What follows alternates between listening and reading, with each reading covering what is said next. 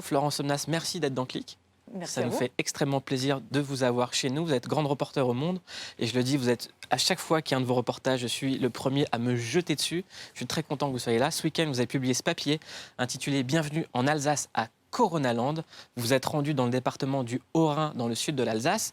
Cet endroit a été l'un des principaux foyers de l'épidémie. Vous êtes allé, entre autres, à la mairie d'Alkirch, au centre médical Sainte-Anne, à Guebwiller, sur la route entre Colmar et Mulhouse, dans le quartier Bourswiller, dans l'est de Mulhouse, à l'association Marie-Pire, qui travaille auprès de personnes handicapées, ou Rispach, ou encore dans le quartier Bel Air à Mulhouse. On y croise en vrac une petite fille qui imite Emmanuel Macron dire « Nous sommes en guerre pour jouer », des handicapés que personne ne veut soigner, un pompier qui dit simplement « Tout ce que vous connaissez, c'est terminé », une église en face d'un HLM, secte pour certains et bénédiction pour d'autres qui espèrent un miracle. Ceux qui espèrent le miracle, vous ne les avez pas revus. Le Grand Est, vous dites, c'est pas le Far West, mais on finirait par croire qu'ils se ressemblent. Voilà, que dire de plus? En tout cas, vous l'avez lu, genre. Oui, ce qui m'intéressait en faisant ce reportage, c'est d'aller voir sur le terrain ce qui s'était passé. C'est-à-dire qu'on est là un peu tous à entendre des propos contradictoires, qui soient du monde médical, politique, etc. Et je me disais comment les gens s'en débrouillent. C'est-à-dire vous êtes maire d'une ville, tout à coup vous recevez sur votre portable un SMS en disant voilà, le député du coin vient d'être hospitalisé. Autour de vous, on dit encore oh là là, c'est quelque chose qui se passe en Italie, en Chine, ici rien, le confinement, on n'en parle pas. Qu'est-ce que vous faites? Et j'ai rencontré des gens qui devaient prendre à bras le corps des problèmes, qui appelaient partout, personne ne leur répondait, et qui ont dû se débrouiller avec la réalité. Et c'est ça que j'ai trouvé passionnant, c'est-à-dire que c'est pour une fois la parole du terrain et la réalité du terrain qui a eu, si j'ose dire, le dernier mot. C'est-à-dire que ce type a fermé son école et au téléphone, il y avait quelqu'un qui disait « Mais vous êtes sûr, vous exagérez, etc. » Il a dit « Oui, je ferme. » Mais ce qui est glaçant dans ce reportage, c'est à la fois, on est saisi par l'humanité des gens qui s'organisent et qui s'entraident, qui mettent en place des systèmes pour s'entraider, et par les décisions de faire sans l'État, de faire sans l'administration, de faire comme on peut, en fait. Exactement.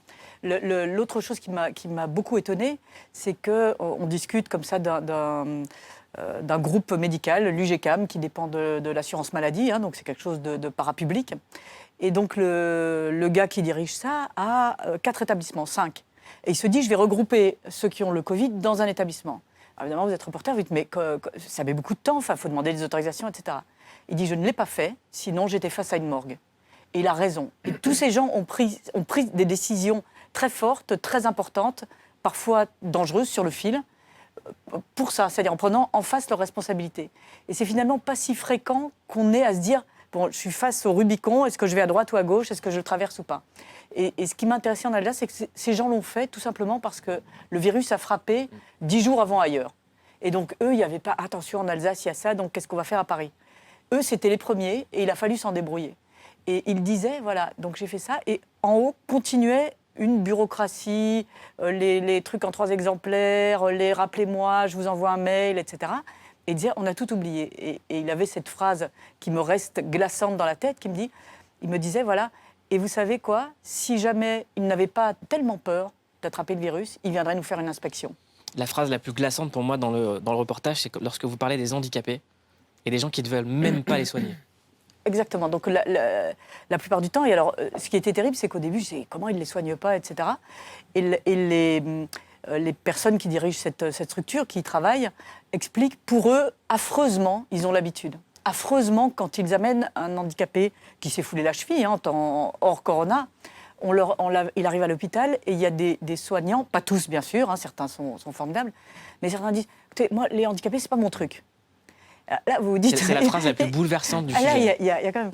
Et alors là, quand il y a corona, ils passeront toujours après. Et c'est ce que dit le directeur de ce centre, qui dit ça, qui dit Pierrick Duchour, qui dit, écoutez, chaque fois qu'on m'a dit, voilà, il n'y a qu'un seul respirateur et il y a 2 personnes, ce ne sera jamais mon résident. Mais votre reportage, Florence Somnas, c'est une gifle à Olivier Véran, qui avait dit « tous les malades seront traités ». Là, on voit. On voit que non. On voit que non. On voit que lui, il dit tous les malades, il dit pas tous sont traités, il dit il n'y a pas de tri. Or, il y a un tri. À âge égal, à pathologie égale, il y a un tri. En tout cas, c'est ce qu'ont vécu les gens de ce centre. Qui est-ce qu'on privilégie dans ce tri? Eh bien, on privilégie on privilégie la norme, comme toujours, malheureusement. Et la norme veut dire, ben voilà, entre l'un qu'on désigne comme handicapé, et celui qu'on ne désigne pas comme handicapé, on prendra, je le crains, à croire ce reportage, on prendra celui qui n'est pas handicapé. Votre reportage fait l'analogie entre le Grand Est et le Far West. Le Far West, c'est également le lieu de l'occulte, le lieu des croyances, le lieu où la religion prédomine. Je suis contente que vous l'ayez remarqué, parce que je l'ai mis sans insister là-dessus, mais c'est vrai.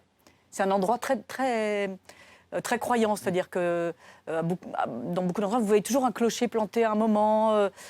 C'est par exemple, il y a eu assez tôt des mosquées, en fait. Les gens, il y a évidemment, comme partout en France, une émigration s'est installée. Assez vite, ils ont construit une mosquée, ça s'est fait vite. Et ça s'est compris vite. C'est-à-dire que les gens en Alsace n'ont pas été si choqués qu'on décide de faire un lieu de culte. Ils l'ont beaucoup mieux accepté que dans d'autres villes de France, pour cette raison. Et vous êtes allé dans cette fameuse église qui a été pour beaucoup le point de départ de l'épidémie. Est-ce que vous pouvez me raconter? Alors moi, je ne suis pas rentrée dedans parce qu'elle est fermée maintenant, bien sûr, et que tous les rassemblements sont interdits.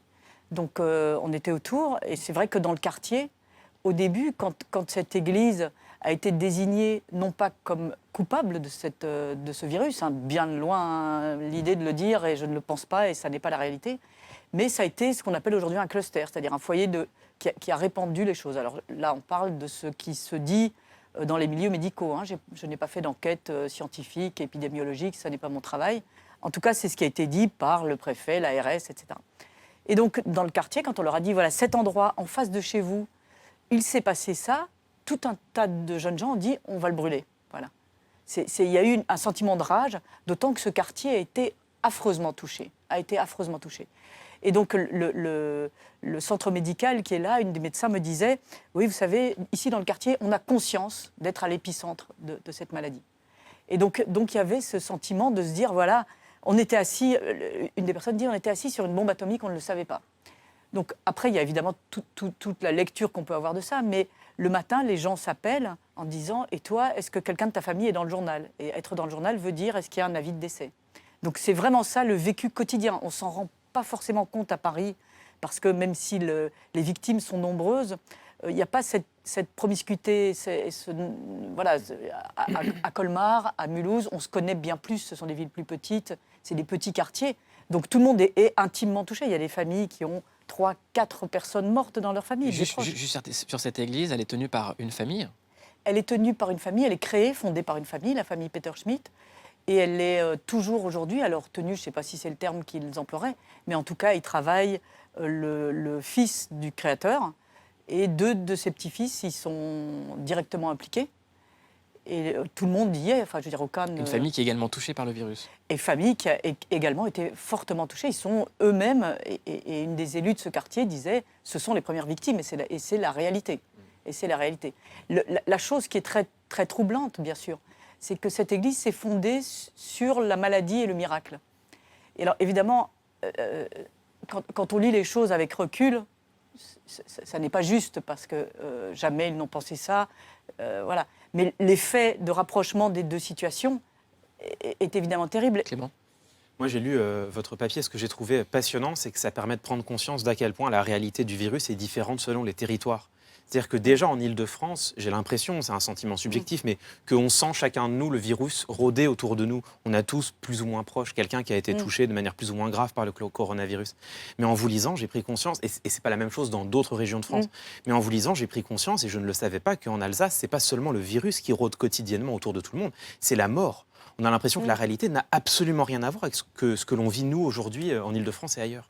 Oui, et eux-mêmes, quand ils regardent la télévision, voient par exemple des reportages dans d'autres régions ou à Paris, et ils sont extrêmement choqués en disant mais les gens n'ont toujours pas compris, c'est-à-dire qu'ils voient à Paris des joggeurs le long du canal, hein, scène qui est banale pour nous, et on se dit après tout, pourquoi ne pas courir le long du canal seul, sans embêter personne, sans rien toucher, etc.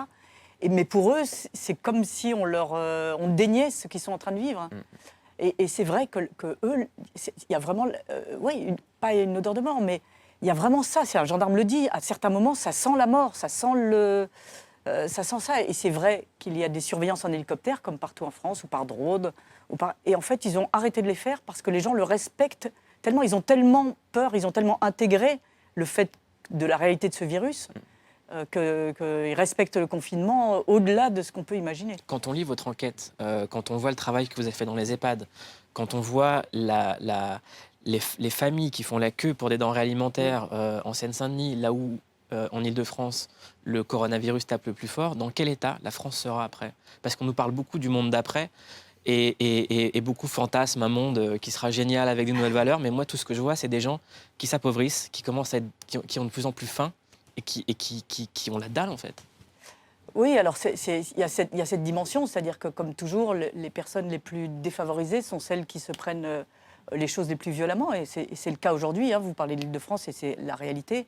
On parle de ce quartier Bourtzwiller où il y a cette église, qui est également un quartier difficile avec voilà, ce type de quartier populaire. Et c'est vrai qu'on voit à l'œil nu l'appauvrissement des gens, c'est-à-dire qu'on voit à l'œil nu les paniers de courses de plus en plus petits. Et alors, il y a cette chose terrible, enfin moi ça m'a fendu le cœur. Il y a une femme qui poussait son chariot et elle regardait les rayons. Et évidemment, les premières marques avaient toutes été prises. Et elle dit, on est obligé d'acheter de la marque, c'est trop cher, je peux pas, et ben on n'en achètera pas. Voilà. Donc on en est à ce stade aujourd'hui en France où on va avoir, je pense sérieusement, un problème de nutrition pour une série de personnes. En France, on est un pays où on se targuait que personne ne meurt de faim. Espérons que ça va durer si on parle d'un après.